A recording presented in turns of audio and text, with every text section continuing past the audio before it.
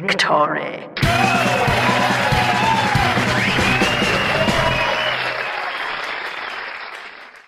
Soundwave!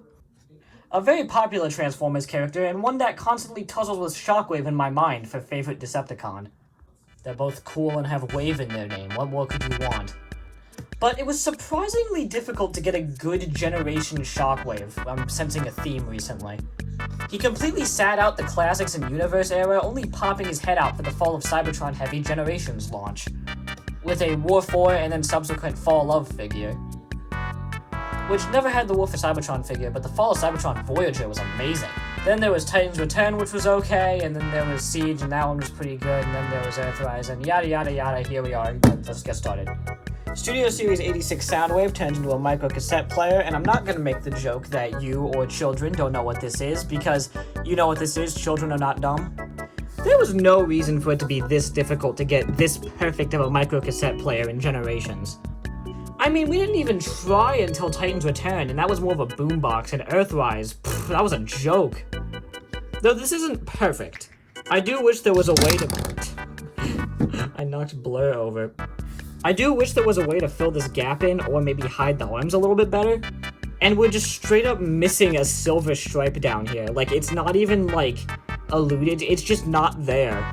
There's gotta be someone working for Toy Hacks at Hasbro, because this and Shockwave missing his silver legs is just... is too much. I will never buy Toy Hacks, you can't make me. The fast forward, rewind, pause, start, play buttons, they're all nicely picked out. The button works as always. There's lovely detail on the inside of the tape deck.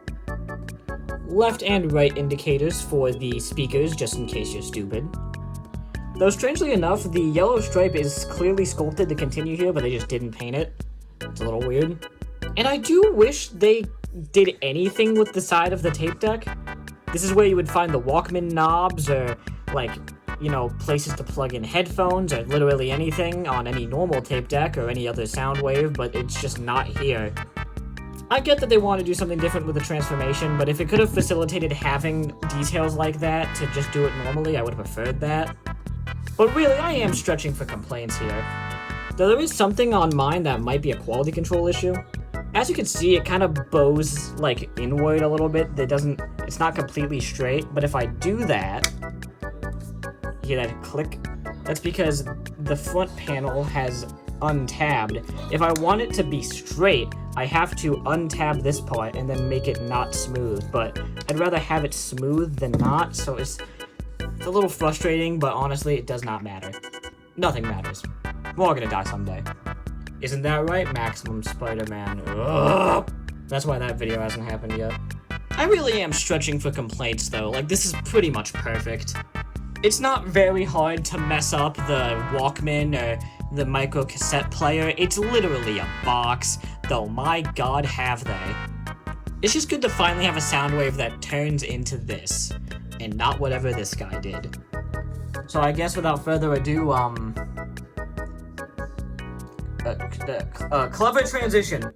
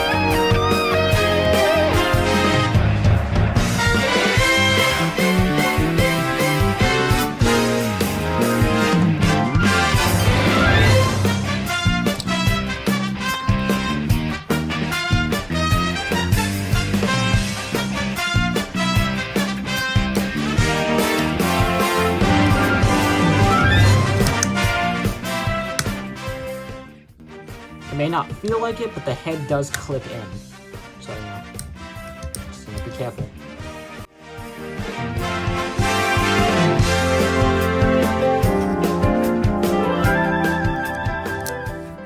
And after a super fun and intuitive and super really addictive transformation, we get perfection. Like, come on. Like, the only real complaint that I can muster is that his forearms are a little big. That's it. Like, everything looks basically perfect. The head sculpt is again basically perfect, though there is a little nick in the paint in the corner of mine's eye. I'm not sure if the camera's picking that up. And I am a big proprietor of Soundwave with yellow eyes, but I don't mind it when they're red. The sculpt does seem a little soft, though. I don't know if it's just me, but compared to the rest of him, it feels a little out of focus. And I would have liked if the white paint on the side vents went all the way to the back like they're supposed to, but it's fine. I'm really complaining about trivial things here. Because by all means, this thing is basically perfect. The yellow paint on the window chest is a little weird and wispy looking. It only covers the front of the window and doesn't completely cover the frame, which I would have preferred. And the paint seems a little thin and wispy in some spots, though yellow is the hardest color to paint, so I won't blame them too much. The yellow on the knees, though, is a lot better. The feet are straight up lifted from the masterpiece figure, along with the sculpting on the hips, even though this one doesn't transform that way. He does have a backpack, though that is accurate. And my biggest fear with this figure is this silver paint. On the legs, it has this silver paint, which, yes, while looking nice, is incredibly thin and can chip easily, at least from the figures that I've gotten it on. I got it recently on the Triptychon reissue, where his toes and a few parts of him are painted in this silver, and the paint just seems thin and not too durable, so I'm very worried that this is the same paint. It looks very similar. So I'm just worried for the longevity of this going forward. Another thing I wish could have happened was I wish they could have given him some side hip skirts. I draw Soundwave a lot, and just this looks weird and ugly to me, especially with the scaffolding of the hip joint. Why is it like that? Also, on the concussion blaster, I do wish that this was turned the other way, and apparently you can take it apart, but I'm not gonna fix it. Are you crazy? And lastly, my main complaint with the figure is, the butt flap. I don't like this. I don't care for when they do this on Soundwave figures. The Masterpiece proved that we do not need to have fake parts for the hip and crotch assembly. I just think it's very strange. I'm not against faux parts 9 times out of 10, but in this one particular instance, I find it annoying. Also, I lied. There was one more complaint. I'm doing a lot of complaining for someone who really likes this. I don't like the hands. I understand that this figure comes with 3 cassettes, it's very posable, but I do not like these hands. The sculpting is weird and leads to a strange looking fist. I think they wanted to go for a mixture of having just a 4-finger knuckle flip while still having him be able to vaguely have a pointing thing going on so he could press his own button. We'll get to it, don't worry. But it just doesn't look natural in any way, and frankly, I wish they would have just reused the hands off of 86 Optimus. I don't see why they can't. They're both blue, and honestly, Megatron had this pretty similar hand as well, and even on the tops of the hands, they have pretty similar sculpting. I'm assuming the only reason these hands are like this are A, because of budgeting, and B, they needed to fit into the cavity of the arm, and yeah, I can kind of get it. But I have a suggestion.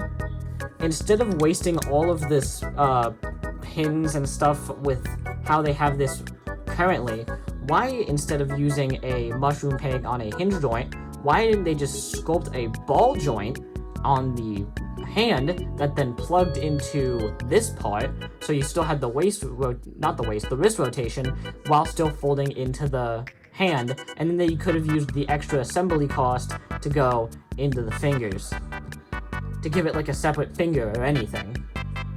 I've put way too much thought into this. I've lost sleep over this.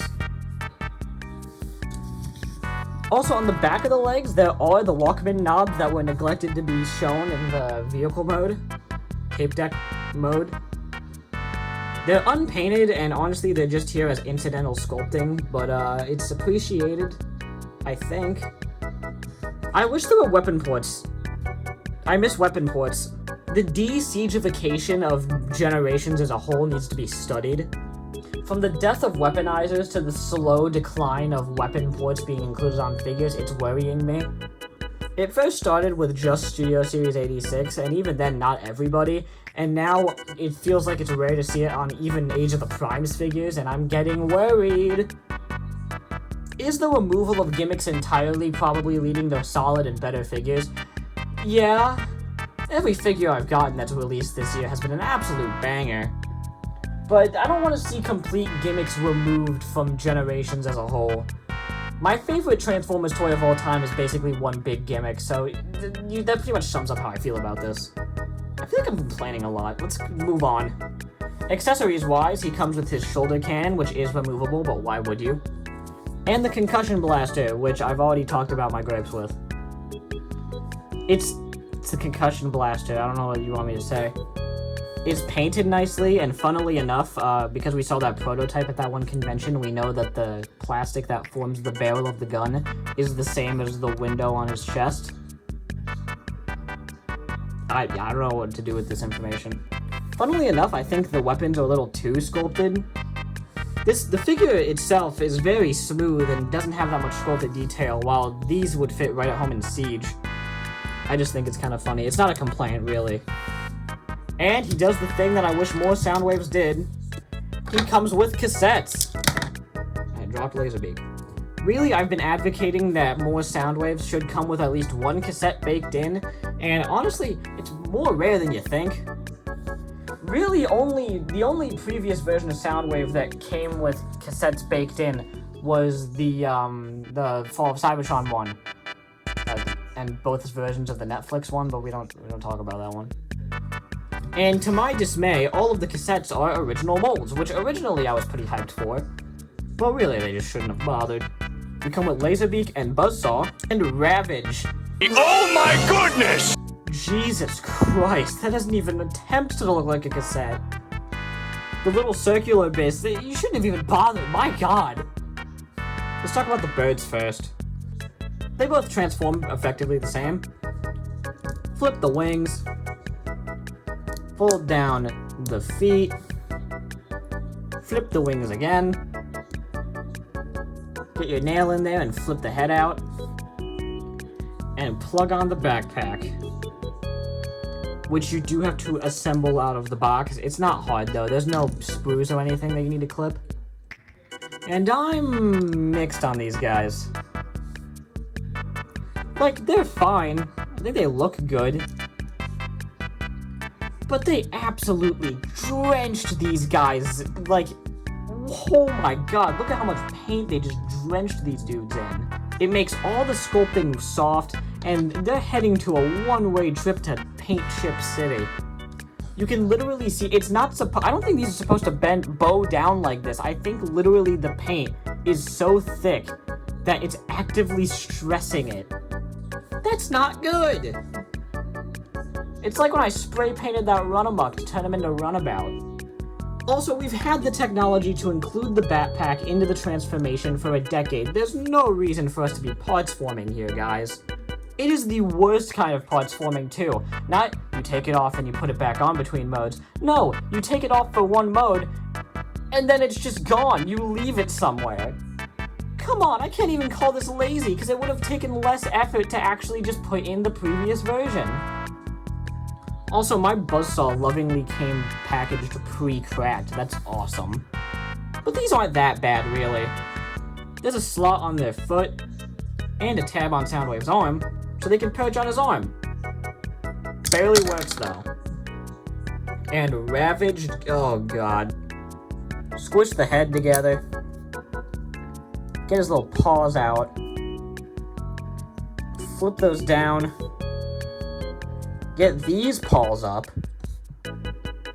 Bend the ankle, I'm pretty sure. Spin Jitsu the torso. Make him throw it back. And attach his butt. Oh, I had to add the upside down. Whoops. I'm not retaking that. Screw you, I hate this thing. And... no, this is bad. Yeah, I'm gonna be so real with you. This looks better in product photography. Yeah, I don't know what it is. In the promotional pictures, this actually looked alright, but in person, this is just horrendous. I appreciate the silver paint and the red eyes picked out. I like that he has a tail this time and the missiles can pop off, but no, this ain't it. This is not good. The hinges necessitated for the transformation make the head look bloated and make him look fat. The articulation is just straight up not there for the back legs, and the front legs are insanely limited because I think they put locking tabs in there for no reason. And the parts forming is just inexcusable. There is no reason they had to have this. They could have just straight up not included it. Yeah, the previous version of Ravage was bad, but congratulations, idiots, you made it worse.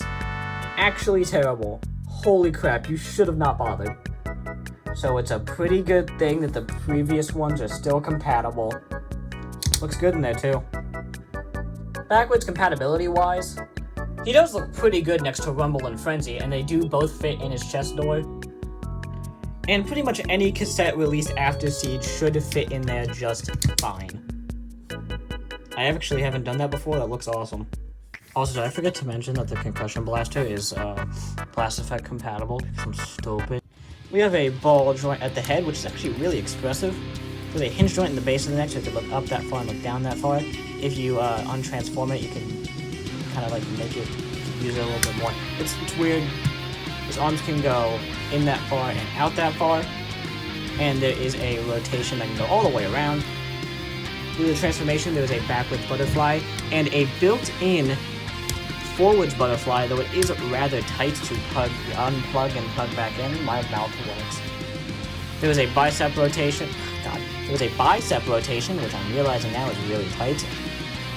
There's a 90-degree bend at the elbow, and it can actually bend more, but it's really tight.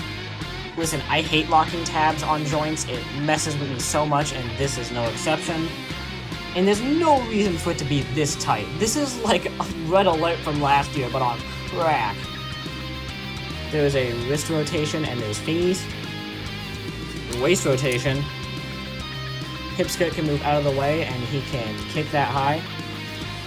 Butt skirt can move out of the way, and he can go back that much. Splits for days. Rotation at the hip. Just under 90 degree bend at the knee. Rotation, ankle pivot, and it can go up. It can go more than that. Leader class in recent memory has become more and more the let's put as much articulation as physically possible into a figure size class, and honestly, that's no exception for this guy. The plastic feels good and dense when you're moving it, except for those elbows. Seriously, go screw yourself. You can get him into effectively any pose you want and more. There's beyond good, beyond evil, beyond your wildest imagination is Soundwave. It's an incredibly well-made and really dense figure, but before we get into the final thoughts, on to comparisons! Here he is next to Siege Soundwave and Friends, Legacy Blaster and Friend, Crackhead, Rodimus, Tiny Soundwave, Robbie, and the AIM guy. I feel like I did a lot of complaining in this video. Shut up. This thing's amazing. It's perfect. Seriously, I know it's early, but figure of the year material right here. This thing's fantastic. There's a lot of small Groibles here and there, but really, it's so just nitpicky nerd-ass ones. The Siege Soundwave was a fantastic figure for its time that was so good that it single-handedly got me back into collecting. But I would be lying if I said with 100% honesty that I thought it held up very well. Like, it was good for its time, and to an extent it still is to this day, but we've advanced so far beyond the Siege that I desperately wanted a new version of Soundwave. I almost did. I almost got the Legacy United one, but there was something in my deep soul of souls telling me to just wait for this one, and I am glad I did. This figure is fantastic, capital F. I could not recommend it enough. It is so good, and honestly, it's crazy how consistent this wave has been for me so far. Every figure that I've gotten that has released this year has been SS86, and every single one of them has been fantastic. You already know my opinion of Thundercracker, but you'll just have to wait to see how I feel about Wind Charger, so... Until that day, we talk about this guy. He's great! The posability, transformation, all of it, it's fan-flippin-tastic. I did sit a little longer on making this video. I did get him about a week ago as of recording this. Unlike Thundercracker, where I felt compelled to review him immediately. I felt like I needed to wait and really get all of my thoughts out before I could really go in depth with this guy. Particularly with the cassettes, which I didn't mind at first, but the more I've messed with, felt more and more offensive. Like, genuinely, the main Soundwave is worth the entire price. I understand that Ludicrous is not the piece of chump change it used to be, but I think that it single-handedly justifies its price. The cassettes really are just a fun add-on that you really don't need if you don't want to engage with them. If you don't want to play with them, or mess with them, or interact with them because they're bad, throw them in a drawer and never think of them again. Like I said, every cassette that was released after Siege is compatible. So go crazy, man. This truly is a fantastic figure with a fantastic alt mode, with fantastic posability, and it's just really, really, really good. And I don't know how to make that funny for an end bit.